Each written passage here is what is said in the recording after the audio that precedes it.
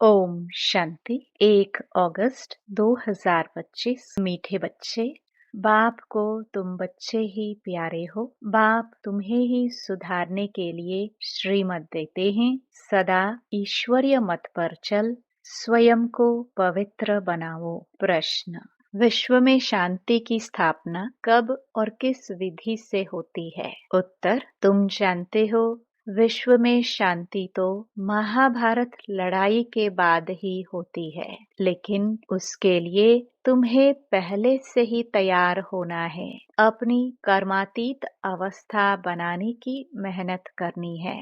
सृष्टि के आदि मध्य अंत का ज्ञान सिमरण कर बाप की याद से संपूर्ण पावन बनना है, तब इस सृष्टि का परिवर्तन होगा। गीत: आज अंधेरे में है इंसान। ओम शांति। यह गीत है भक्ति मार्ग का गाया हुआ। कहते हैं हम अंधेरे में हैं, अब ज्ञान का तीसरा नेत्र दो। ज्ञान मांगते हैं ज्ञान सागर से, बाकी है अज्ञान। कहा जाता है कलयुग में सब अज्ञान की आसुरी नींद में सोए हुए कुंभकर्ण हैं। बाप कहते हैं ज्ञान तो बहुत ही सिंपल है। भक्ति मार्ग में कितने वेद शास्त्र आदि पढ़ते हैं, हठ योग करते हैं, गुरु आदि करते हैं। अब उन सब को छोड़ना पड़ता है, क्योंकि वह कभी राजयोग सिखला ना सके। बाप ही तो राजाई देंगे, मनुष्य मनुष्य को दे ना सके। परंतु उसके लिए ही सन्यासी कहते हैं काग विष्टा समान सुख है, क्योंकि खुद घर बार छोड़ भागते हैं। यह ज्ञान सिवाय ज्ञान सागर बाप के और कोई दे ना सके। यह राजयोग भगवान ही सिखलाते हैं। मनुष्य मनुष्य को पावन बना ना सके। पतित पावन एक ही बाप है। मनुष्य भक्ति मार्ग में कितना फंसे हुए हैं। जन्म जन्मांतर से भक्ति करते आए हैं, स्नान करने जाते हैं, ऐसे भी नहीं सिर्फ गंगा में स्नान करते हैं। जहाँ भी पानी का तालाब आदि देखेंगे तो उसको भी पतित पावन समझते हैं। यहाँ भी गौमुख है, झरने से पानी आता है। जैसे कुएं में पानी आता है तो उनको पतित पावनी गंगा थोड़ी कहेंगे, मनुष्य समझते हैं। यह भी तीर्थ है। बहुत मनुष्य भावना से वहाँ जाकर स्नान आदि करते हैं। तुम बच्चों को अभी ज्ञान मिला है, तुम बतलाते हो तो भी मानते नहीं। अपना देह अहंकार बहुत है। हम इतने शास्त्र पढ़े हैं, बाप कहते हैं यह पढ़ा हुआ सब भूलो। अब इन सब बातों का मनुष्य को कैसे पता पड़े, इसलिए बाबा कहते हैं ऐसी ऐसी पॉइंट्स लिखकर एरोप्लेन द्वारा गिराओ। जैसे आजकल कहते हैं विश्व में शांति कैसे हो, कोई ने राय दी तो उनको इनाम मिलता रहता है। अब वह शांति की स्थापना तो कर ना सके। शांति है कहाँ, झूठी प्राइज देते रहते हैं। अब तुम जानते हो विश्व में शांति तो होती है लड़ाई के बाद। यह लड़ाई तो कोई भी समय लग सकती है, ऐसी तैयारी है। सिर्फ तुम बच्चों की ही देरी है। जब तुम बच्चे कर्मातीत अवस्था को पाओ, इसमें ही मेहनत है।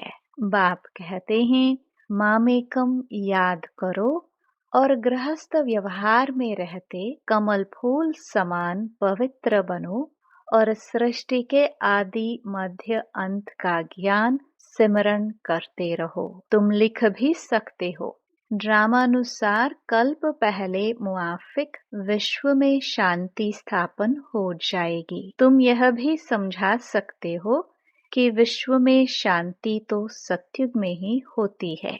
यहाँ जरूर अशांति रहेगी, परंतु कई हैं जो तुम्हारी बातों पर विश्वास नहीं करते, क्योंकि उनको स्वर्ग में आना ही नहीं है तो श्रीमत पर चलेंगे नहीं। यहाँ भी बहुत हैं जो श्रीमत पर पवित्र रह नहीं सकते। ऊंच ते ऊंच भगवान की तुमको मत मिलती है। कोई भी चलन अच्छी नहीं होती है तो कहते हैं ना, तुमको ईश्वर अच्छी मत दे। अभी तुमको ईश्वरीय मत पर चलना चाहिए। बाप कहते हैं 63 जन्म तुमने विषय सागर में गोते खाए हैं। बच्चों से बात करते हैं, बच्चों को ही बाप सुधारेंगे ना। सारी दुनिया को कैसे सुधारेंगे? बाहर वालों को कहेंगे बच्चों से समझो। बाप बाहर वालों से बात नहीं कर सकते। बाप को बच्चे ही प्यारे लगते हैं, सौतेले बच्चे थोड़े लगेंगे। लौकिक बाप भी सपूत बच्चों को धन देते हैं। सब बच्चे समान तो नहीं होंगे। बाप भी कहते हैं जो मेरे बनते हैं उन्हों को ही मैं वर्षा देता हूँ। जो मेरे नहीं बनते हैं वह हजम नहीं कर सकेंगे, श्रीमत पर चल नहीं सकेंगे। वह है भगत। बाबा के बहुत देखे हुए हैं। कोई बड़ा सन्यासी आता है तो बहुत उन्हों के फॉलोवर्स होते हैं। फंड चंदा इकट्ठा करते हैं, अपनी अपनी ताकत अनुसार फंड्स निकालते हैं। यहाँ बाप तो ऐसे नहीं कहेंगे फंड्स इकट्ठा करो, नहीं। यहाँ तो जो बीज बोएंगे 21 जन्म उसका फल पाएंगे। मनुष्य दान करते हैं तो समझते हैं ईश्वर अर्थ हम करते हैं। ईश्वर समर्पणम कहते हैं, वातो कहेंगे श्री कृष्ण समर्पणम। श्री कृष्ण का नाम क्यों लेते हैं? क्योंकि गीता का भगवान समझते हैं। श्री राधे अर्पणम कभी नहीं कहेंगे, ईश्वर या श्री कृष्ण अर्पणम कहते हैं। जानते हैं फल देने वाला ईश्वर ही है। कोई साहूकार के घर में जन्म लेते हैं तो कहते हैं ना आगे जन्म में बहुत दान पुण्य किए हैं तब यह बना है। राजा भी बन सकते हैं, परंतु वह है अल्पकाल कागविष्ठा समान सुख।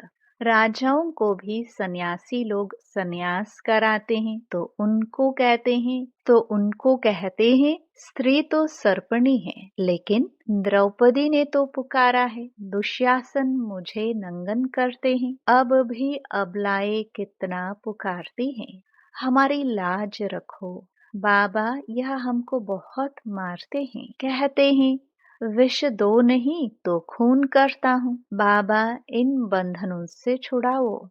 बाप कहते हैं बंधन तो कलास होने ही है, फिर 21 जन्म कभी नंगन नहीं होंगे। वहाँ विकार होता नहीं। इस मृत्यु लोक में यह अंतिम जन्म है, यह है ही विशियस वर्ल्ड। दूसरी बात बाप समझाते हैं कि इस समय मनुष्य कितने बेसमझ बन गए हैं। जब कोई मरता है तो कहते हैं स्वर्ग पधारा, लेकिन स्वर्ग है कहाँ? यह तो नरक है। स्वर्गवासी हुआ तो जरूर नरक में था, परंतु किसको सीधा कहो तुम नरकवासी हो तो क्रोध में आकर बिगड़ पड़ेंगे। ऐसे ऐसे को तुमको लिखना चाहिए। फलाना स्वर्गवासी हुआ तो इसका मतलब तुम नरकवासी हो ना। हम तुमको ऐसी युक्ति बताए जो तुम सच सच स्वर्ग में जाओ। यह पुरानी दुनिया तो अब खत्म होनी है। अखबार में निकालो कि इस लड़ाई के बाद विश्व में शांति होनी है। 5000 वर्ष पहले मुआफिक वहाँ एक ही आदि सनातन देवी देवता धर्म था। वो लोग फिर कहते वहाँ भी कंस जरासंधि आदि असुर थे। त्रेता में रावण था। अब उनसे माथा कौन मारे? ज्ञान और भक्ति में रात दिन का फर्क है। इतनी सहज बात भी मुश्किल किसकी बुद्धि में बैठती है। तो ऐसे ऐसे स्लोगन्स बनाने चाहिए। इस लड़ाई के बाद विश्व में शांति होनी है ड्रामानुसार। कल्प कल्प विश्व में शांति होती है, फिर कलयुग अंत में अशांति होती है। सतयुग में ही शांति होती है। यह भी तुम लिख सकते हो। गीता में भूल करने से ही भारत का यह हाल हुआ है। पूरे 84 जन्म लेने वाले श्री कृष्ण का नाम डाल दिया है, श्री नारायण का भी नहीं डाला है। उनके फिर भी 84 जन्मों में से कुछ दिन कम कहेंगे ना। श्री कृष्ण के पूरे 84 जन्म होते हैं। शिव बाबा आते हैं बच्चों को हीरे जैसा बनाने, तो उनके लिए फिर डिब्बी भी ऐसी सोने की चाहिए जिसमें बाप आकर प्रवेश करे। अब यह सोने का कैसे बने, तो फट से उनको साक्षात्कार कराया। तुम तो विश्व के मालिक बनते हो, अब मामेकम याद करो, पवित्र बनो, तो झट पवित्र होने लग पड़े। पवित्र बनने बिगर तो ज्ञान की धारणा हो न सके। शेरनी के दूध लिए सोने का बर्तन चाहिए। यह ज्ञान तो है परमपिता परमात्मा का। इसको धारण करने के लिए भी सोने का बर्तन चाहिए, पवित्र चाहिए, तब धारणा हो। पवित्रता की प्रतिज्ञा करके फिर गिर पड़ते हैं तो योग की यात्रा ही खत्म हो जाती है, ज्ञान भी खत्म हो जाता है। किसको कह ना सके। भगवानुवाच काम महाशत्रु है, उनका तीर लगेगा नहीं। वह फिर कुक्कड़ ज्ञानी हो पड़ते। कोई भी विकार न हो, रोज पोतामेल रखो। जैसे बाप सर्वशक्तिमान है, वैसे माया भी सर्वशक्तिमान है। आधा कल्प रावण का राज्य चलता है। इन पर जीत बाप बेगर कोई पहना न सके। ड्रामानुसार रावण राज्य भी होना ही है। भारत की ही हार और जीत पर यह ड्रामा बना हुआ है। यह बाप तुम बच्चों को ही समझाते हैं। मुख्य है पवित्र होने की बात। बाप कहते हैं मैं आता ही हूँ पतितों को पावन बनाने। बाकी शास्त्रों में पांडव और कौरवों की लड़ाई जुआ आदि बैठ दिखाए हैं। ऐसी बात हो कैसे सकती। राज्यों की पढ़ाई ऐसी होती है क्या। युद्ध के मैदान में गीता पाठशाला होती है क्या। कहाँ जन्म मरण रहित शिव बाबा, कहाँ पूरे 84 जन्म लेने वाला श्री कृष्ण।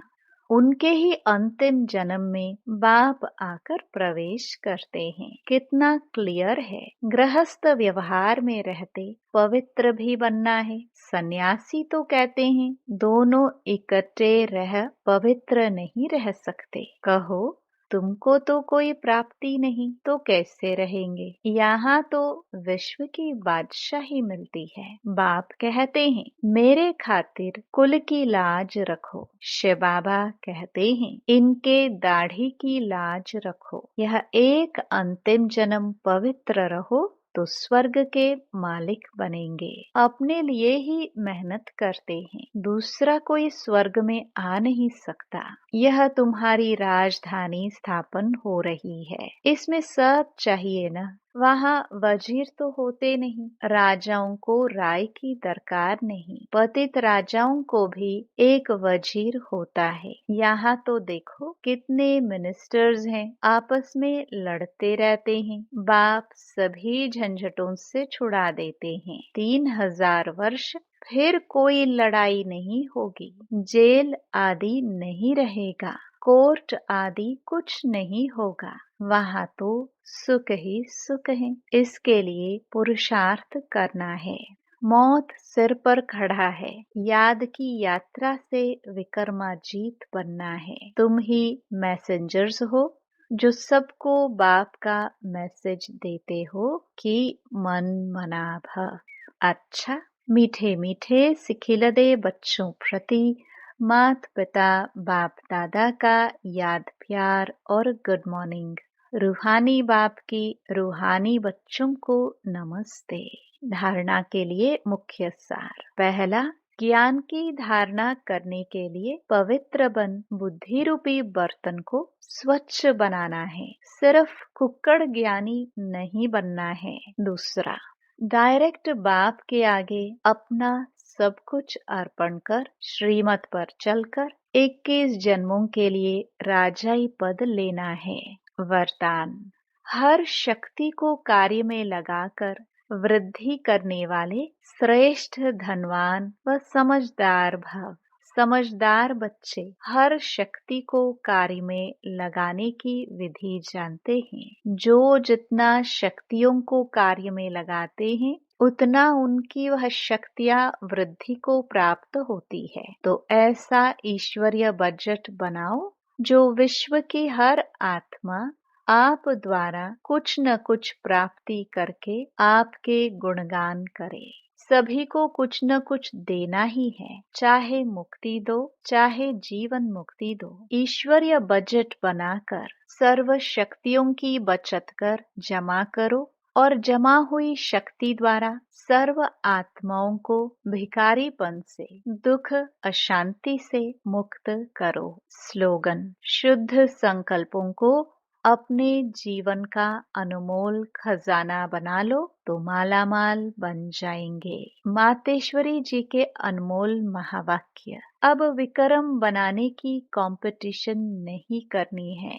पहले पहले तो अपने पास यह एम अवश्य रखनी है कि हमको किसी भी रीति से अपने विकारों को वश करना है, तब ही ईश्वरीय सुख शांति में रह सकते हैं। अपना मुख्य पुरुषार्थ है खुद शांत में रहकर औरों को शांति में लाना। इसमें सहन शक्ति जरूर चाहिए। सारा अपने ऊपर मदार है। ऐसे नहीं कोई ने कुछ कहा तो अशांति में आ जाना चाहिए। नहीं, ज्ञान का पहला गुण है सहन शक्ति धारण करना। देखो, अज्ञान काल में कहते हैं भल कोई कितनी भी गाली देवे, ऐसे समझो कि मुझे कहाँ लगी। भल किसने गाली दी, वो खुद तो अशांति में आ गया। उन्हों का हिसाब किताब अपना बना, लेकिन हम भी अशांति में आए। कुछ कह दिया तो फिर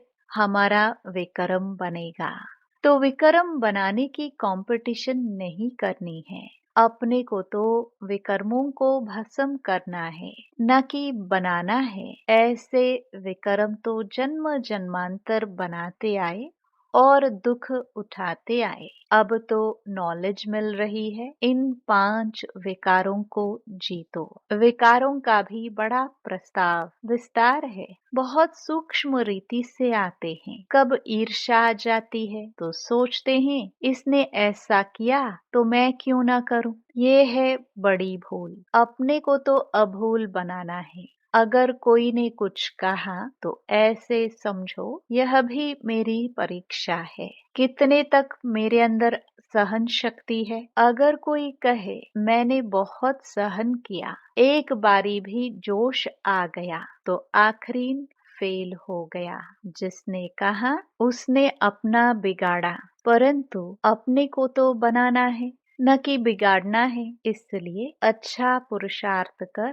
जन्म जन्मांतर के लिए अच्छी प्रारब्ध बनानी है। बाकी जो विकारों के वश है, गोया उन्हों में भूत प्रवेश है। भूतों की भाषा ही ऐसे निकलती है, परंतु जो दैवी सोल्स है उनकी भाषा दैवी ही निकलेगी। तो अपने को दैवी बनाना है, न कि आसुरी। अच्छा, ओम शांति। अव्यक्त इशारे। सहज योगी बनना है तो परमात्म प्यार के अनुभवी बनो। परमात्म प्यार के अनुभवी बनो तो इसी अनुभव से सहज योगी बन उड़ते रहेंगे। परमात्म प्यार उड़ाने का साधन है। उड़ने वाले कभी धरनी की आकर्षण में आ नहीं सकते।